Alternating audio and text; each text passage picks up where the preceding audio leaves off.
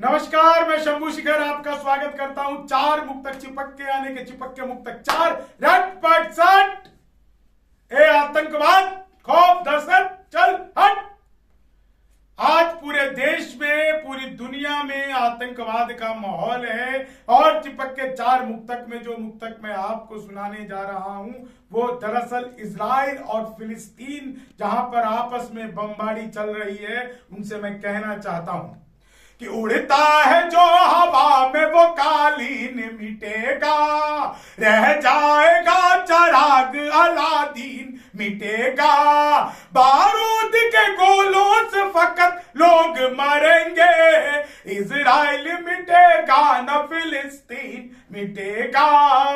आज तक दुनिया में ऐसा हुआ ही नहीं कि दुनिया की कोई कंट्री पूरी तरह से मिट गई हो।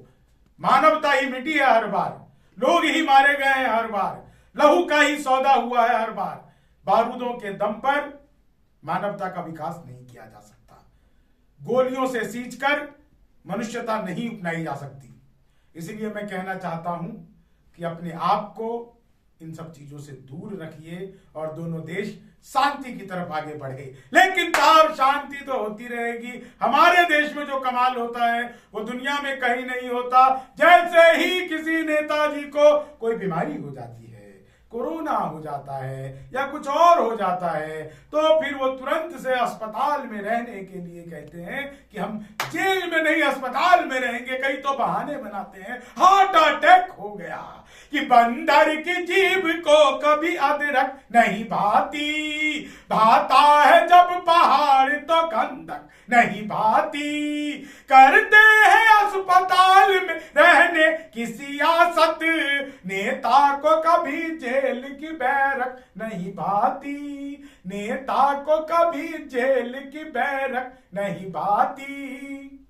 लेकिन साहब, एक नई बीमारी जो आजकल आ रही है वो फंगस बहुत ही खतरनाक है, कि बंगाल की खाड़ी को बनारस का खौफ है।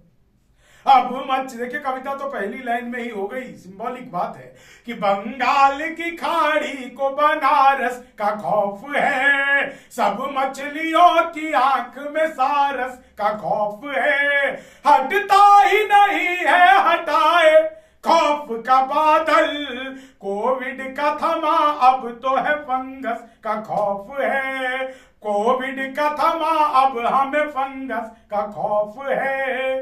तो साहब, खौफ तो बहुत ज्यादा है और पूरी दुनिया बहुत ही खौफ ज्यादा है। इसलिए चार मुक्तक चिपक का अंतिम मुक्तक जो बहुत ही बेहद संजीदगी के साथ पढ़ना चाहता हूं, बहुत जरूरी पढ़ना चाहता हूं, क्योंकि आजकल की तारीख में देश में दुनिया में जो हो रहा है कि बनकर सभा पे मुद्दतों चर्चा ही रहेगी, गिनती नहीं होगी तो ये काया ही रहेगी। लाशें जो दफन हो गई गंगा की रेत में, सरकार के खाते में ये जिंदा ही रहेगी। क्योंकि सरकार के पास इनके मरने का कोई आंकड़ा नहीं है। कहीं की भी सरकार, चाहे यूपी की हो, चाहे बिहार की हो, चाहे केंद्र की हो, इनको यही नहीं पता कि ये लोग कौन हैं, कहां से आए हैं। इसलिए मैं कहता हूं एनआरसी लागू कर दो। आप सबका बहुत बहुत आभार, बहुत बहुत धन्यवाद। आज के चिपक के चार मुक्तक आपको कैसे लगे जरूर से बताइएगा। लाइक शेयर कमेंट करते रहिएगा और जी हां, एकला चलो मिलकर लड़ो।